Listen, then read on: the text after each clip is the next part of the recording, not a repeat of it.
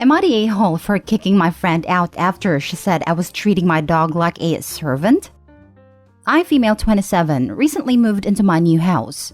I have a golden retriever named Nala, and she's the sweetest. I'm deaf too, and that bit is important. When I moved in, I had a bit of trouble having flashing light doorbells put in, and there was a while I had to go without. My friends and family know to give me a call when they drop by, instead of ringing the doorbell, but unfortunately I have missed many a package this way. For some reason, Nala caught onto this. At one point, she began letting me know when someone was at the door. She'd do this in multiple ways. If I was in the living room where I can see the front door, she'd go and paw at the door. Or if I was upstairs, she'd come and gently headbutt me to let me know someone's there. It took me a while to catch on to what she was trying to do though. And now, even though I have my doorbell installed, she still does it. I did not teach her how to do any of this. She just decided to help me out. Lol. Recently, I brought a friend over for the first time. This is the first time she's met Nala as well. The first thing she comments on is how I named her Nala, because apparently everyone and their grandma names their golden Nala. Well, Lion King was my favorite movie growing up. Sue me. Then I showed her a video of Nala pawing at the door because it got a bit awkward after that comment. It's usually a great icebreaker. She laughed and thought it was cute. I showed her another one and she asked me why Nala was doing that and I explained. She doesn't say anything for a minute and then goes, "So she's basically your servant? Is she just here to get the door?" I was thoroughly done with her judgmental butt by that point, and I just asked her to leave. She left, but she did message me afterwards saying I was rude AF for kicking her out after she traveled all the way to see me, and that how else was she supposed to think of my dog with videos like that? Now for the top comments. Not the a-hole. Maybe you should get Nala to show your friend the door. Yes, not the a-hole. Opie sounds like a great dog owner. The friend is the one that is not knowledgeable about dogs, and it was right to ask her to leave for how they were acting. Not the a-hole. Nala sounds like a wonderful dog. So smart. And you sound like an excellent dog parent. Clearly your friend doesn't know anything about dogs, particularly golden retrievers, to thrive in having jobs to do. Good for you for asking your friend to leave after her rude and judgmental comments. That was my first thought too. She clearly doesn't understand dog psychology.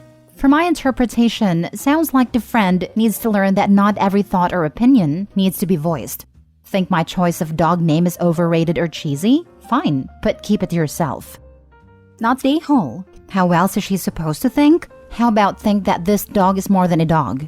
Somehow this dog realized that its owner had a disability and found a way to help with that. Out of love. This is actually one of the most beautiful things I have ever heard. Your friend trying to turn it into some sort of animal exploitation story is twisted and awful. It speaks volumes that she would immediately go there, as opposed to seeing the sweet animal as anything other than a caring friend. Actually kind of gross. Many dogs love having jobs and interacting with their owners. Other animals do too. I tend to notice that some people who don't have animals in their lives often don't understand that animals not only like doing stuff for, /with, /alongside humans, animals even seek humans out. They just jump to cruelty, animal mistreatment, slavery, immediately without evidence. Next story. Am I the a-hole for telling her I'd never choose her over my dog?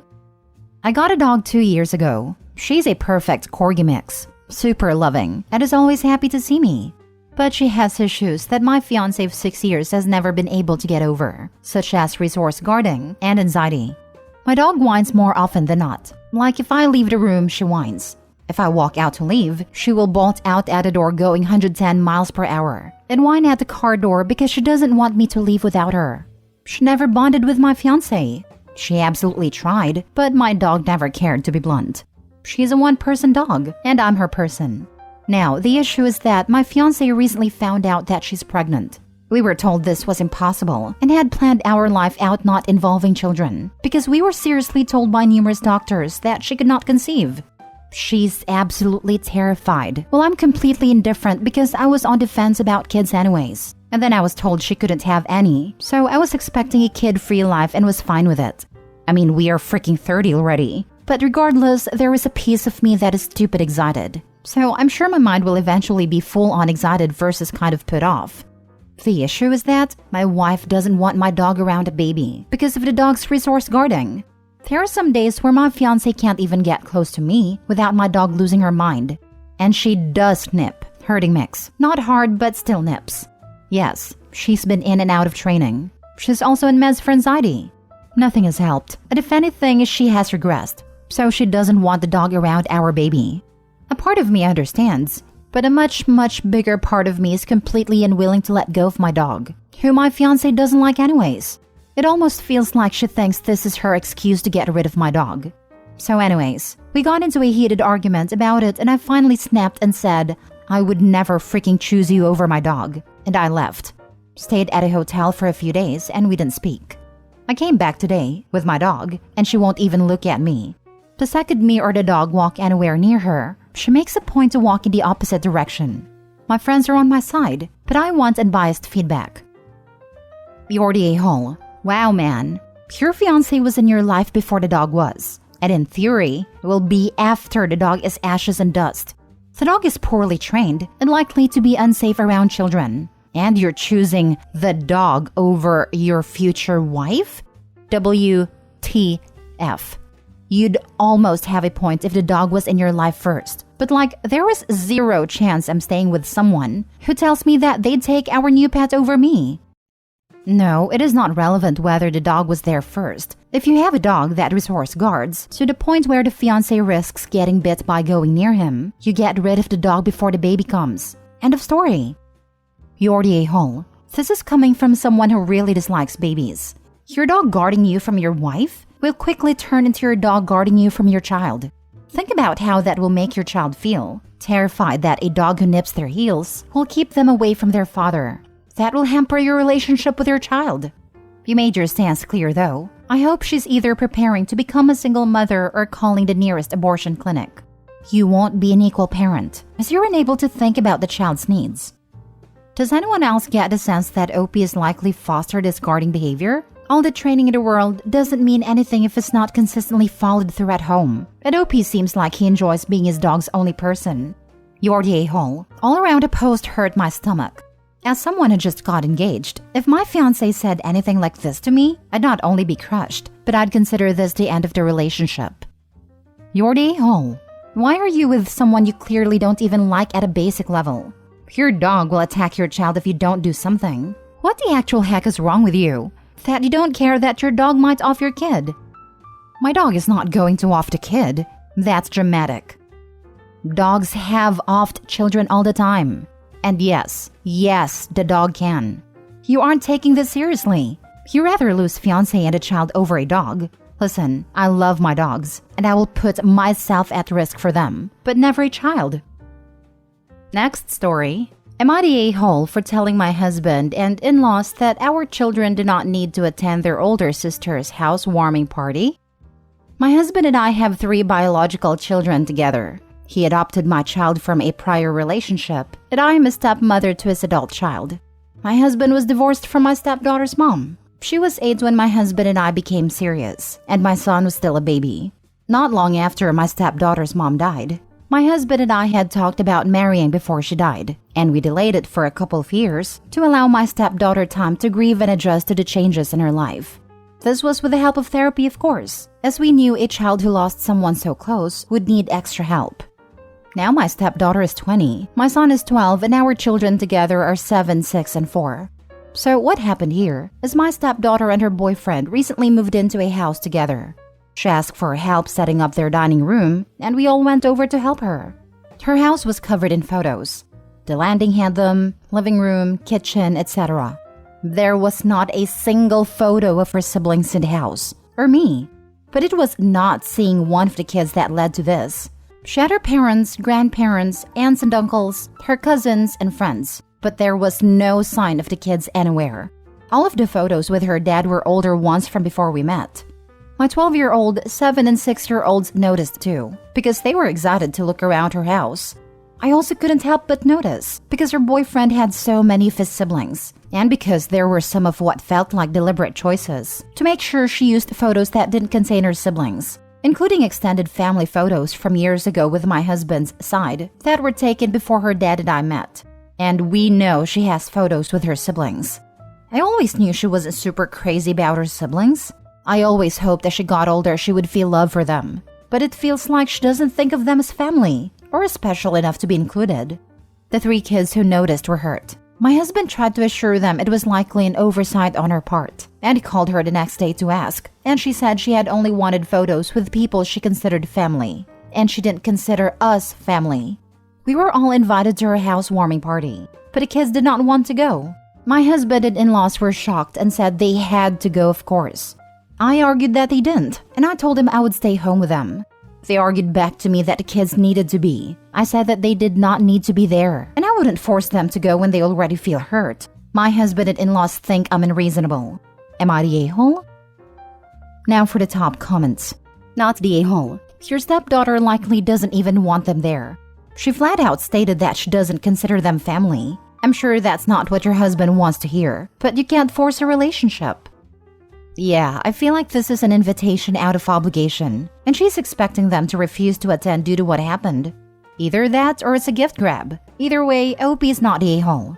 Stepdaughter can put up whatever pictures she wants in her house, but her manner of explaining it was rude as heck. It being a gift grab makes no sense. Since her dad is still going, she's getting the same amount of presents if her stepmom and half-siblings go or not. Agreed. Likely she is just being polite so her dad will come. Not the a-hole. She clearly told him she doesn't consider the kids family. She's not changing her mind. Making it so the kids are optional, rather than forcing them together at the expense of the younger kids, is going to be better for everyone's relationships.